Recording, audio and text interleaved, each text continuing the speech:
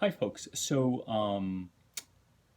Yeah, the camera seems to be recording. Everything seems to be fine. We can talk. I just got out of the shower since you asked, and shampooed. And so this eye, actually, it's not too bad right now, but it had shampoo in it, so it was sort of bright red. But it's one of those days in LA where you take a shower and you step out and you burst into a sweat. You know, it's just one of those. It's a warm day, and it's one thing about because I spent so much time in the San Francisco Bay Area. I'm not a huge fan of LA weather. So anyway, the things that you did not ask about, but you're finding out. And anyway, the post shower explains my appearance if it needs explaining, and I'm delighted to be here and be doing this video on the Sagittarius full moon. So let's get started. Um, the general stuff related to a full moon first that you've heard me say before, but I will say it again because it bears repeating. Energy as we head towards this full moon. The full moon is on the 14th morning, Tuesday morning Pacific time, 4:51 a.m.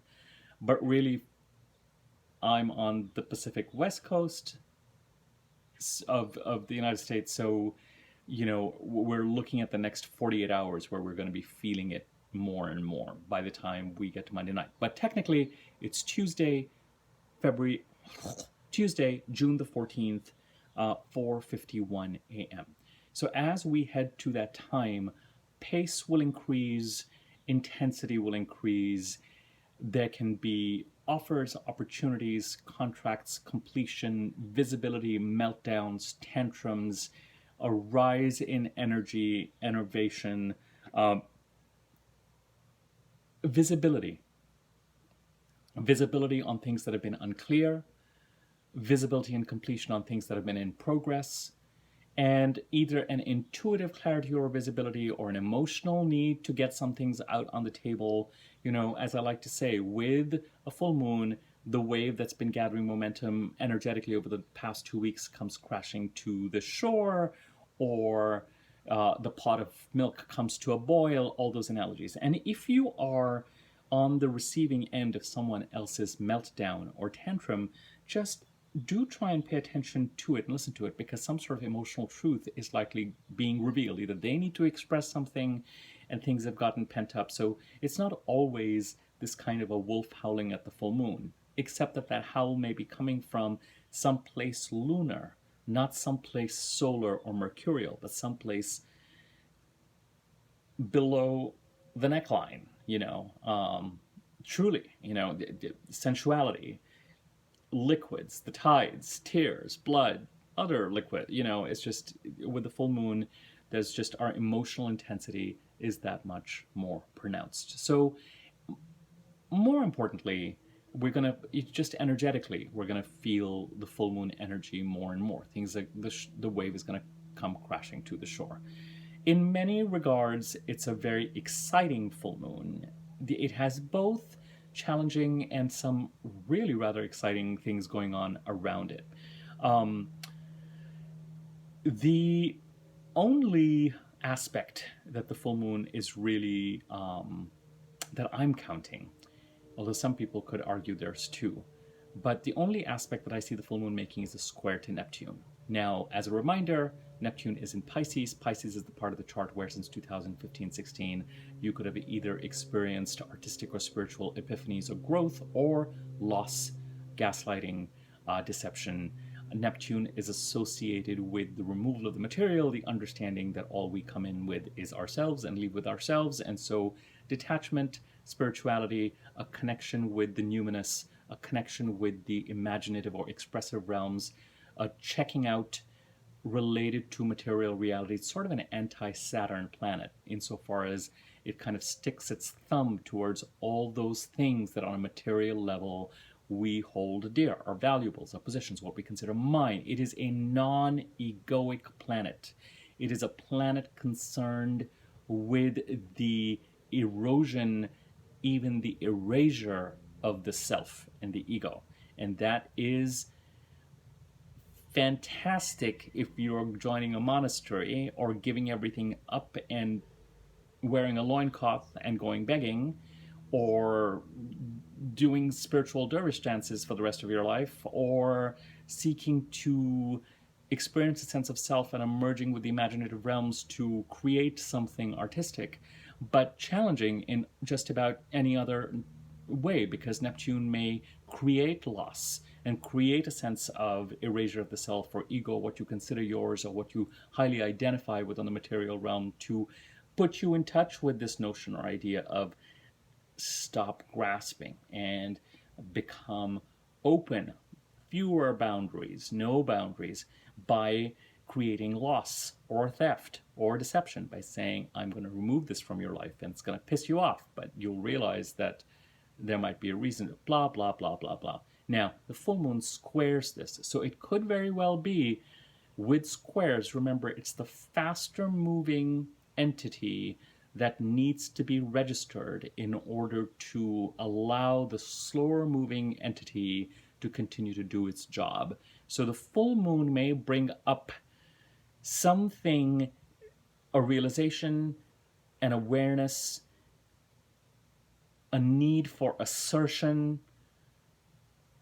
Let's just say with the full moon, the disk of the moon becomes visible, becomes full. A spotlight could be created on something, and it's likely to bubble up from inside as an intuitive or an emotional clarity about something that needs to be registered in order to continue to deal with this Neptunian influence. If it is something artistic, it may be that you realize that you have to take the limelight in some way. If it is something financial or deception related, you may realize that there are certain truths or clarity. And because it's happening, the full moon is happening in the sign of Sagittarius. Sagittarius is a sign that is associated with, along with Pisces, actually, interestingly, absolute truth, God, spirituality, morality, but in a, not necessarily in a man-made way, but in a kind of godly way. But there is an association between the sign of Sagittarius and our moral compass, our sense of truth, our sense of authenticity, our connection to spirit. And so through that process, there may be something that comes up that needs to be registered if you are still dealing with these issues related to loss or deception, or some of the positive things that I've mentioned in the Pisces part of the chart. Where does Pisces sit in your chart? What house does it occupy? And what does that house stand for? And who are the people associated with that house? And if you're not aware of that, the only other clue that I feel like I can give you right now is something that's been going on perhaps since 2014-16, increasing intensity in 2015 and 16, and even into 17. And as I've said to you before, it's not over.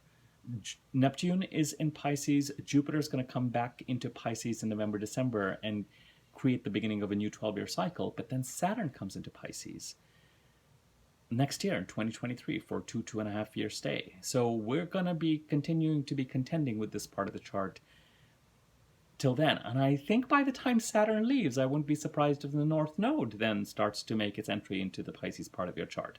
So from a general perspective, for those of us who are born at this time, the Pisces part of our chart is bubbling away, brewing away.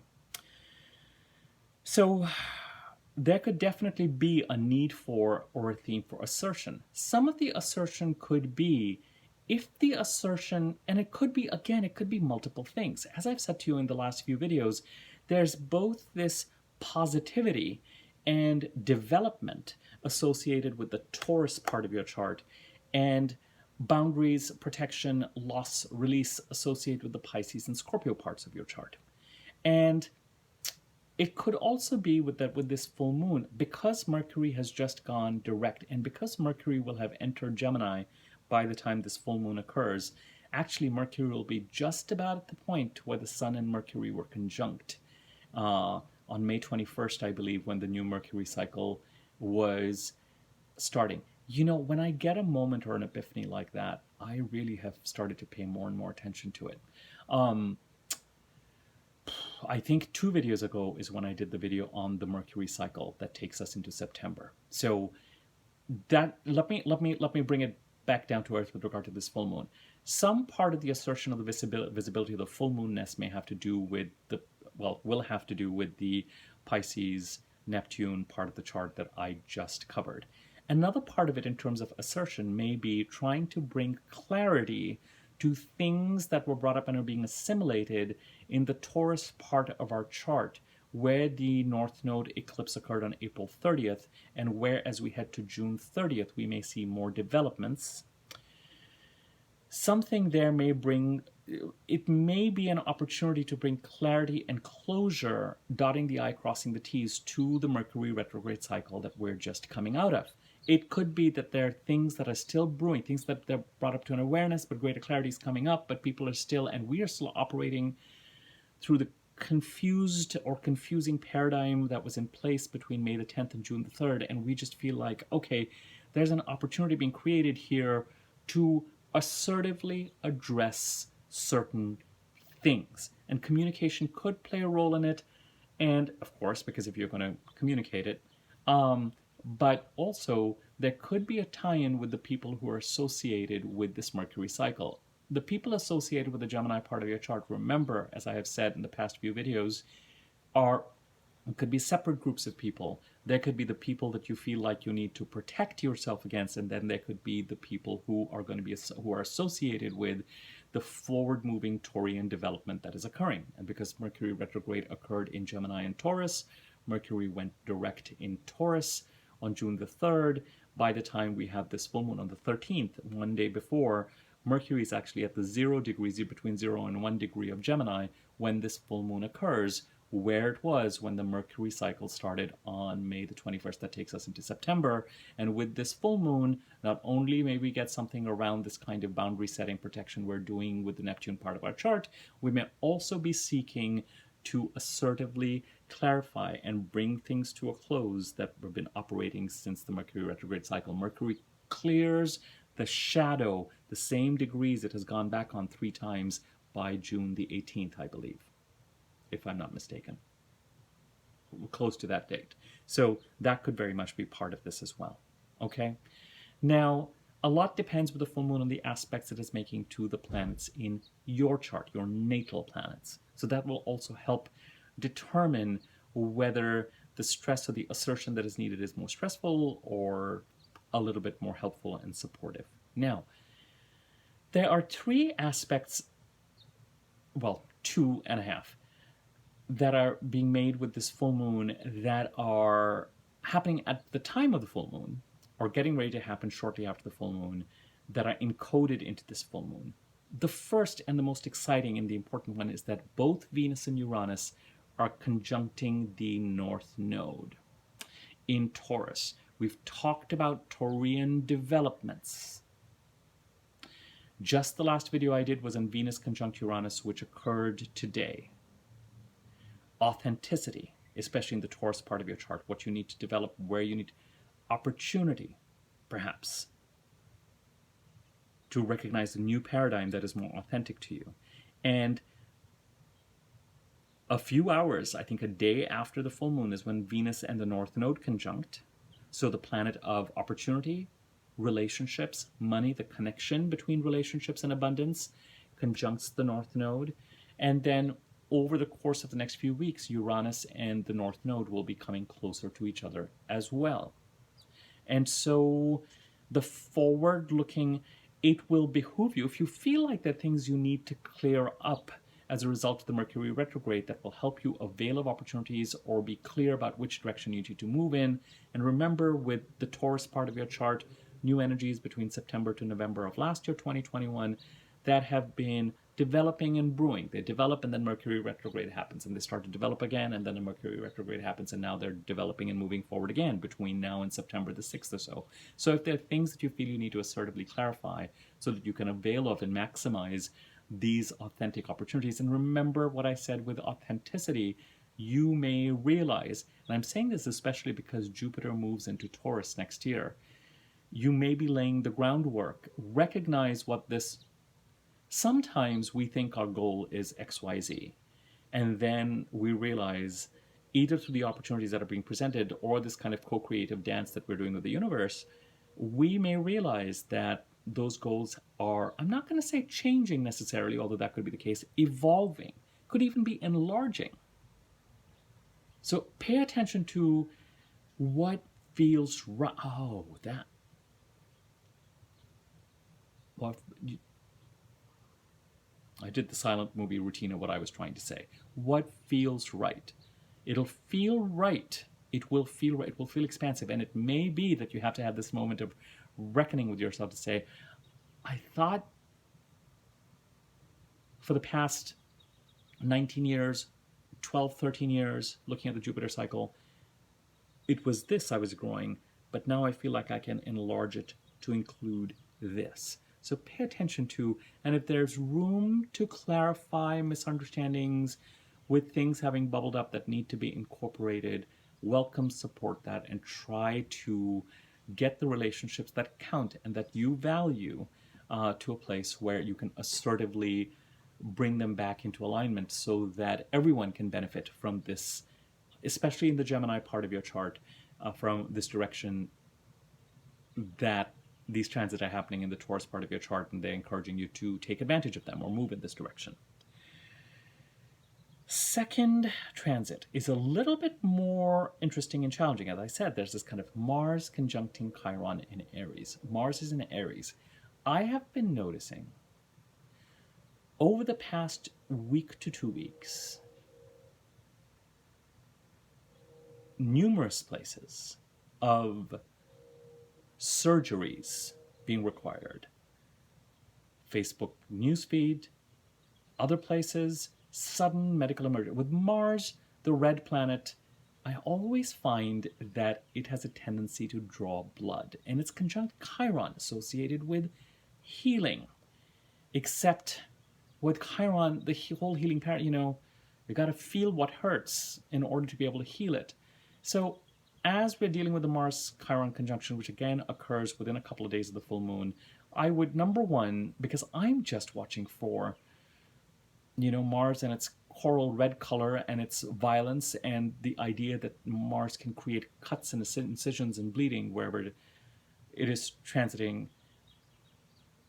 It's the male planet, it's the testosterone planet. So it's also associated with the pursuit of goals, with protecting, with hunting and gathering, with providing for the feminine and the valuable, traditionally, what's going on at home, drawing the boundaries around it, providing for it, pursuit of goals, managing conflict whenever we feel like our boundaries are about to be violated, so it can deal with quarrels and war and arguments and assertion again.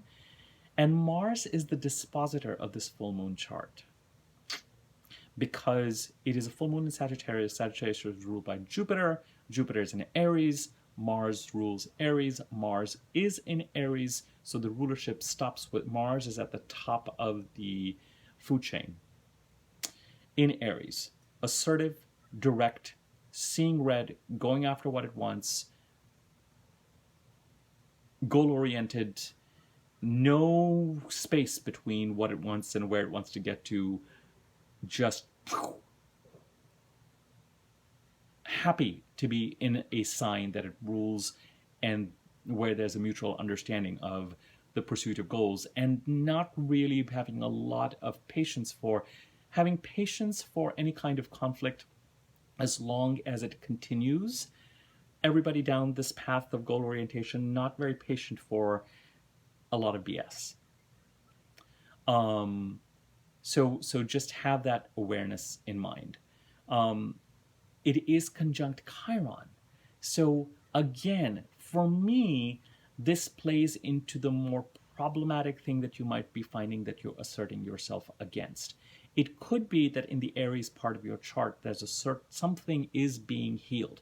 Outside of just the Mars-Chiron conjunction and the bloodiness it is creating, literally, when it comes to things like surgeries and cuts and bleeding,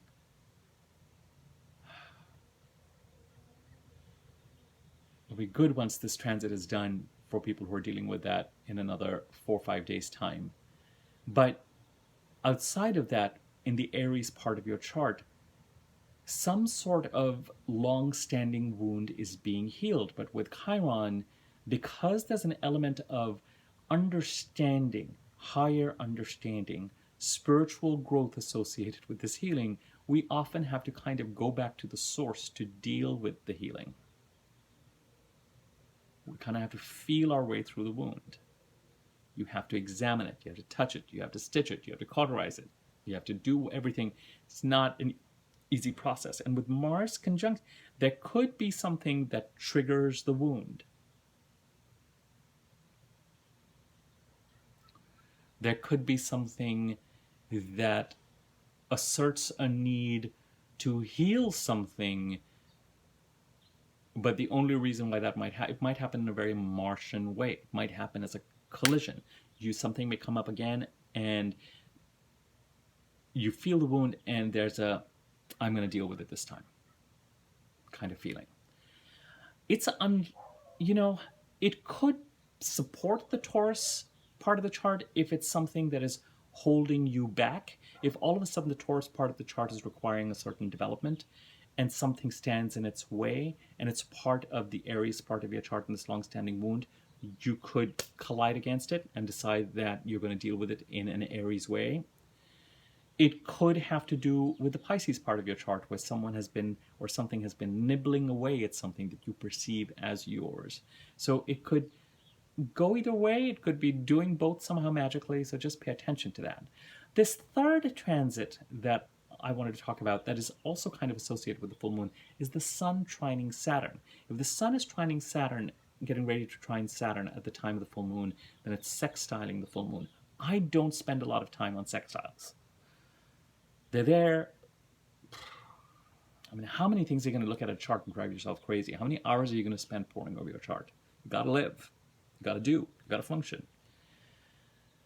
Can't be,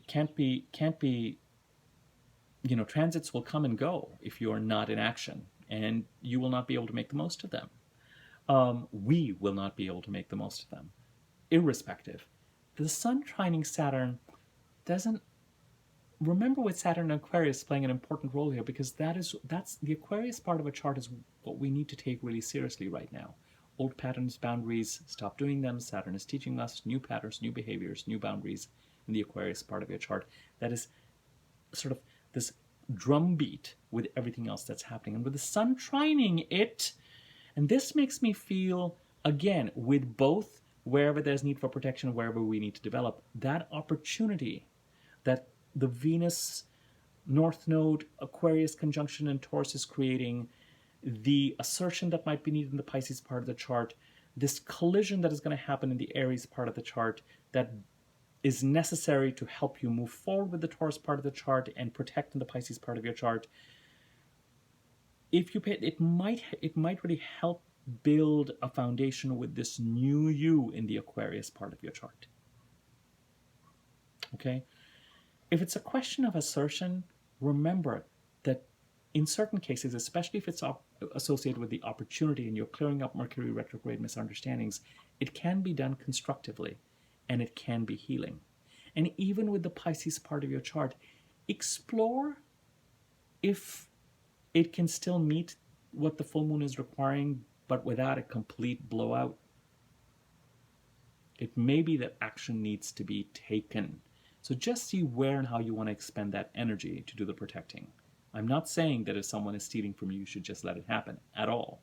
You may be called upon to do something or address something as part of these energies.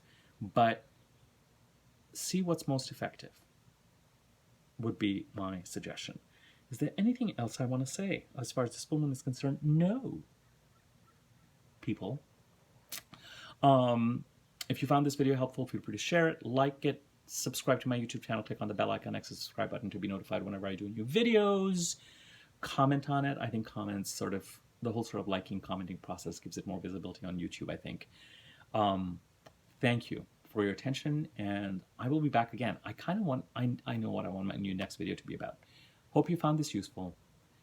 Watch and see what develops over the next 48 hours. And if there's opportunities for assertion, either to avail of opportunities in the Taurus part of your chart and to build bridges and to clear out misunderstandings, or opportunities to a wake-up call in the Pisces part of your chart, or a reacquaintance with someone who is trying to affect you moving, just pay attention to everything that I've said. It might now start to gather momentum. The bubble may start to grow as it comes to the surface of the next 48 hours. Okay?